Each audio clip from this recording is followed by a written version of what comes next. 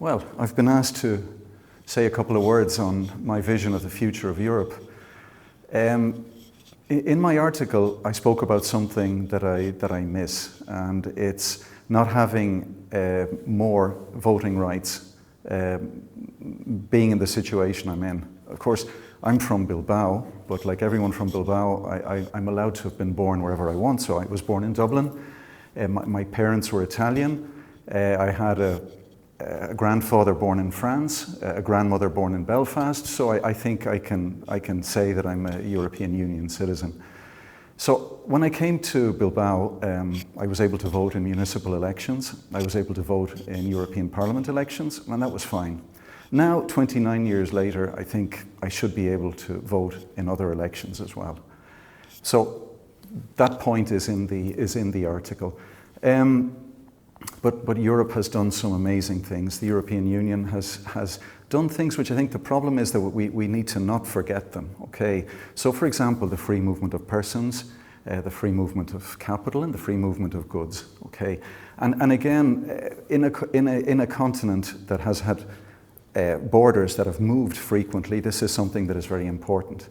So a few years ago, I spent holidays in the north of Italy in an area which to Italians like my family is Alto Adige, and to the Austrians that live there is Südtirol. Okay? An area that up to 100 years ago was part of the Austro-Hungarian Empire and now is part of Italy. But from there we moved into Slovenia, into an area that before the Second World War was part of Italy and now is part of Slovenia.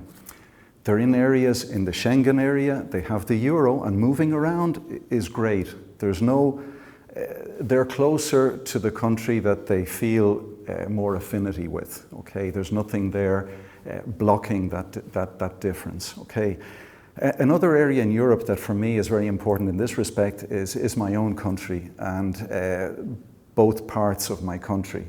The south of my country, that is part of the Republic of Ireland, and the northern part of my country, which politically is part of the United Kingdom of Great Britain and Northern Ireland. The movement, the fluency between the two areas was helped by the European Union. No borders, no limitations to the movement of goods. And then Brexit came along.